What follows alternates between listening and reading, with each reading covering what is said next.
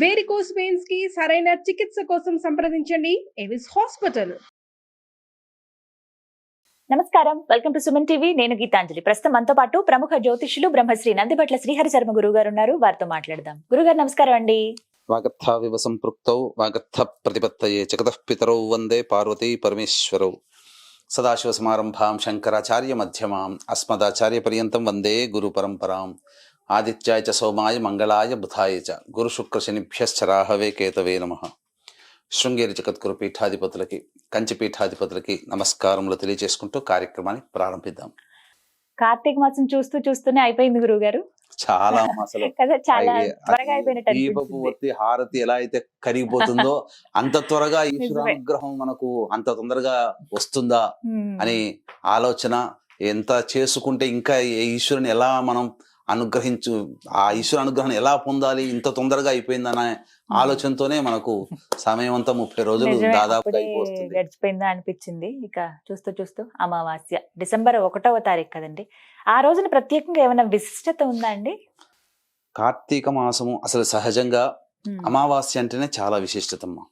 ఎందుకనంటే సకల లోకానికి ప్రాణదాత అయినటువంటి సూర్య భగవానుడు ఉండేటువంటి రోజు, పైగా ఆదివారము రవికి సంబంధించినటువంటిది. ఆదివారము అమావాస్య రావడం అనేటువంటిది చాలా విశేషమైనటువంటిది. పైగా మనకు జ్యోతిష శాస్త్రం ప్రకారము పగలు పుట్టినటువంటి వాళ్ళకి పితృకారకుడు రవి, రాత్రి పుట్టినటువంటి వాళ్ళకి శని భగవానుడు పితృకారకుడు. కాబట్టి ఈసారి విశేషం ఏంటంటే అనురాధ నక్షత్రం కూడా, అనగా శని భగవానుడికి సంబంధించిన నక్షత్రం కూడా కలిసి రావడం చాలా విశేషం అమ్మ. కాబట్టి ఆదివారము అమావాస్య మరియు అనురాధ నక్షత్రం, కాబట్టి ఇది చాలా అత్యద్భుతమైనటువంటి అమావాస్యల్లో ఇది కూడా ఒకటి అని చెప్పవచ్చమ్మా.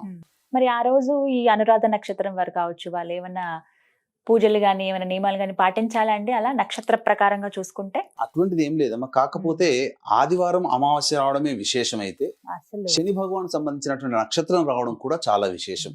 అందులోనూ శని పీడలతో చాలా మంది ఇబ్బంది పడుతుంటారు. కాబట్టి ఆ రోజున చక్కటి పరిహారాలు కూడా పాటించుకున్నా, అనగా వృషభ, మిథున, కర్కాటక, సింహతుల, వృశ్చిక, మకర, కుంభమీన రాశిలో జన్మించిన వారికి భవిష్యత్తులో రేపు మార్చి నుంచి శని భగవాన్ కూడా మారుతున్నాడు వచ్చే సంవత్సరం. కాబట్టి ఆ శని భగవాన్ యొక్క మార్పు వలన కూడా కలిగేటువంటి వాళ్ళకి కూడా, అనగా ద్వాదశ రాశుల వాళ్ళకి కూడా శని కర్మాధికారి కాబట్టి కర్మదోషం తొలగించుకునే ప్రక్రియ ఈ ఆదివారం అమావాస్య రోజు రావడం చాలా విశేషం. మరి ఆ రోజు ఏం చేయాలండి? అసలు నియమంగా ఏమైనా పాటించాల్సి ఉంటుందా ప్రతి ఒక్కరు? సహజంగా అమావాస్య అనేటువంటిది అనేసరికి చాలా మందికి వీక్షించేటువంటి సుమన్ టీవీ ప్రేక్షకులు కూడా గుర్తొచ్చేటువంటిది పితృదేవత సంబంధించినటువంటి తిథి. కాబట్టి ఆ రోజున పితృ కార్యక్రమాలు గనక చేసుకుంటే పితృదేవతల అనుగ్రహం కలుగుతుంది. ఈ రోజున మనం అనుభవిస్తున్నటువంటి అన్ని సుఖభోగాలకి లేదా అన్ని రకాలైనటువంటి దుర్యోగాలకి కారణం పితృదేవతల అనుగ్రహం, శాపమే కారణం. కాబట్టి అనుగ్రహం కలిగితే సుఖం కలుగుతుంది, వాళ్ళ శాపం కలిగితే ఆగ్రహం కలిగి వాళ్ళు మనకు వచ్చేటువంటి మంచిని కూడా మన దాకా రానివ్వరు. అంటే ఇక్కడ పితృదేవతలు శాపం పెడుతున్నారని కాదమ్మా, వాళ్ళ క్షుద్బాధలు తీర్చడం వారసులుగా మన బాధ్యత. ఏ వేదమైనప్పటికీ కూడా అమ్మా దైవాన్ని పూజించమని చెప్పలే, కానీ అన్ని వేదాలు పితృదేవతల్ని పూజించమని చెప్పబడింది. కాబట్టి మనిషి అన్నవాడు తన కనిపించినటువంటి తల్లిదండ్రులకి ఈ యొక్క ఆదివారం అమావాస్య కలిసి వచ్చినటువంటి డిసెంబర్ 1వ తారీఖు రోజున పితృ కార్యక్రమాలు, కనీసము పితృదేవతల చిత్రపటం దగ్గర దీపారాధన చేసి తర్పణాది కార్యక్రమాలు చేయాలి. తర్వాత రావి చెట్టు దగ్గర మళ్ళీ దీపారాధన చేసి ఆ రోజున శివాయ నమః అంటూ 41 ప్రదక్షిణలు చేసి ఉత్తరం వైపున ఫేస్ పెట్టి శివ అష్టోత్తరం 3 సార్లు గనక పారాయణం చేసినట్లయితే తప్పకుండా దీప పెట్టడం వల్ల పితృదేవతానుగ్రహంతో పాటు శివయ్య అనుగ్రహం కూడా వచ్చి చేరి మనము సంతోషంగా ఉంటాం, ప్రశాంతంగా ఉంటాం. ముఖ్యంగా మానవుడికి కావాల్సింది ప్రశాంతతేనమ్మా, అన్ని అవసరం లేదు. ప్రశాంతతకరమైనటువంటి జీవితం ఉంటే వాడు రాజుతో సమానం. అదే కోరుకుంటారండి అందరూ.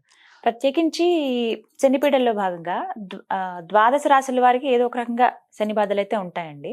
అందులోనూ మకర, కుంభం, మీన రాశుల వాళ్ళకి ఏలినాటి శని ప్రభావం ఉంది కదా, వారు ఏమన్నా ప్రత్యేకంగా శనిపీడలకు ఏమన్నా చేసుకోవచ్చునమ్మా.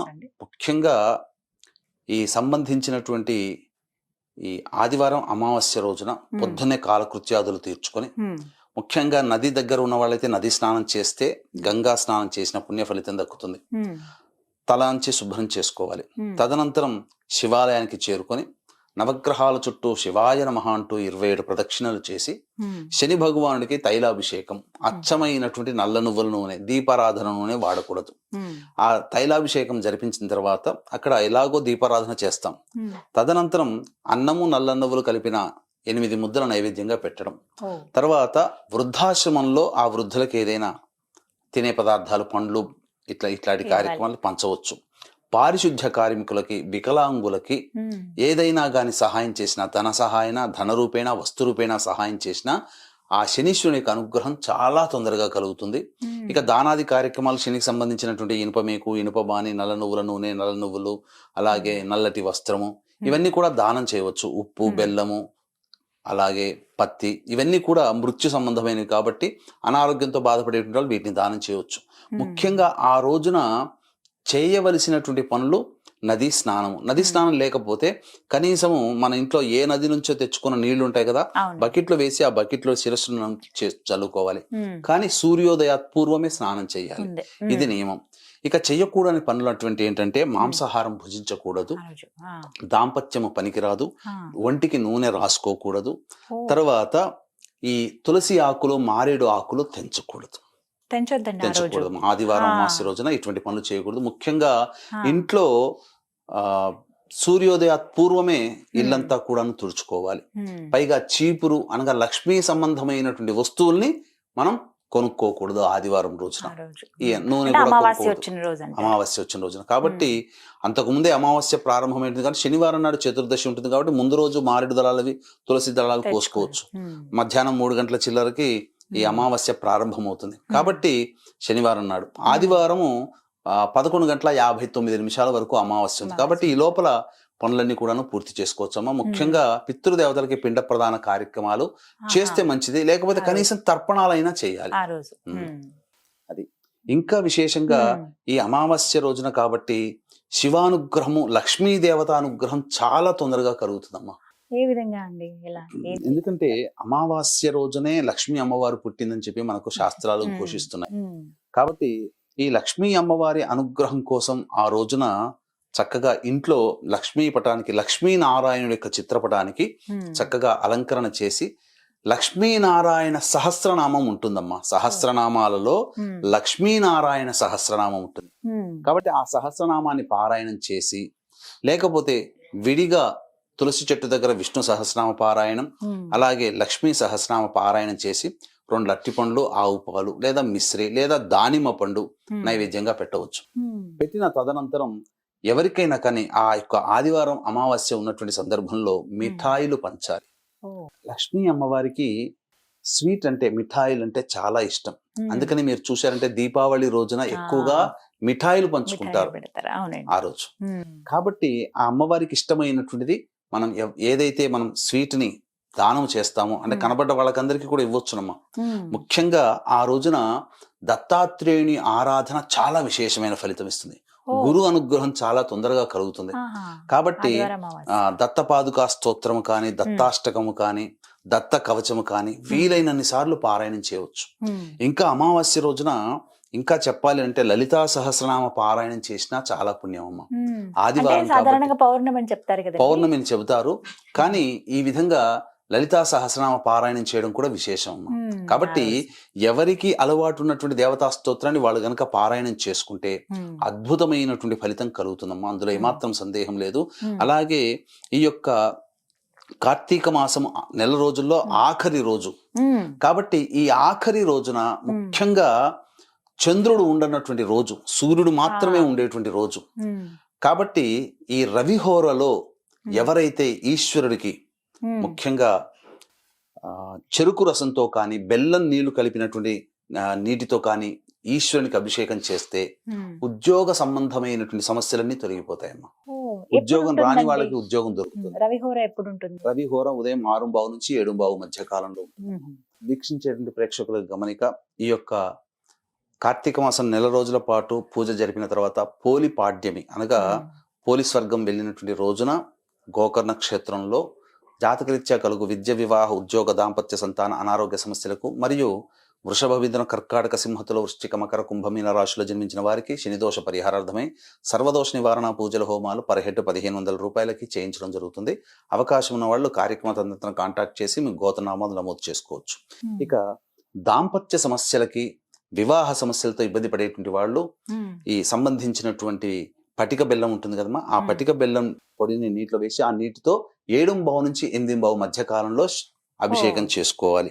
ఇక వ్యాపార సంబంధమైనటువంటి దోషములతో ఇబ్బంది పడేటువంటి వాళ్ళు ఈ యొక్క ధనాభివృద్ధి కలగాలని చెప్పి మారేడు దళములతో అభిషేకము కానీ అర్చన 8 నుంచి 9 మధ్య కాలంలో చేసుకోవాలి.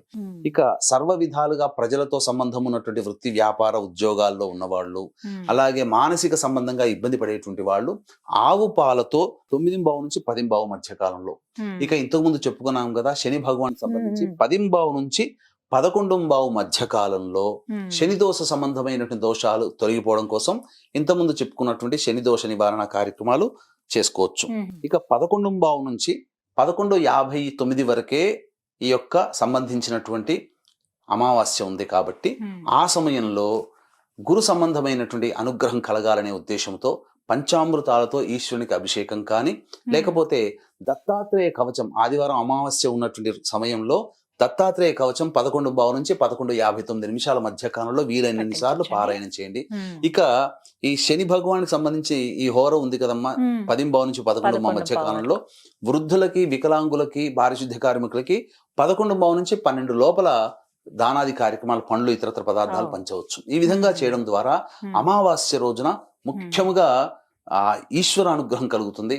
ముఖ్యంగా తర్పణాది కార్యక్రమాలు చేయాలనుకునే వాళ్ళు 6 నుంచి 7 మధ్య కాలంలో తమ పితృదేవతలకు తర్పణాది కార్యక్రమాలు కానీ లేదా 11 నుంచి 12 గంటల మధ్య కాలంలో తర్పణాది కార్యక్రమాలు చేయవచ్చు. ఇలా ఆదివారం అమావాస్య చాలా విశేషమైన రోజు అని చెప్తూ ఉన్నారు. కార్తీక మాసం అన్నాళ్ళు ఎలా చేసుకున్నారో ఈ రోజును కూడా అదే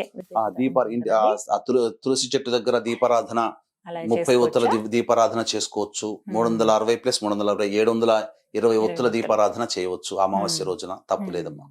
చాలా చక్కగా వివరించారు గురుగారు. నమస్కారం అండి. సర్వం శ్రీ ఉమామహేశ్వర పరబ్రహ్మార్పణమస్తు.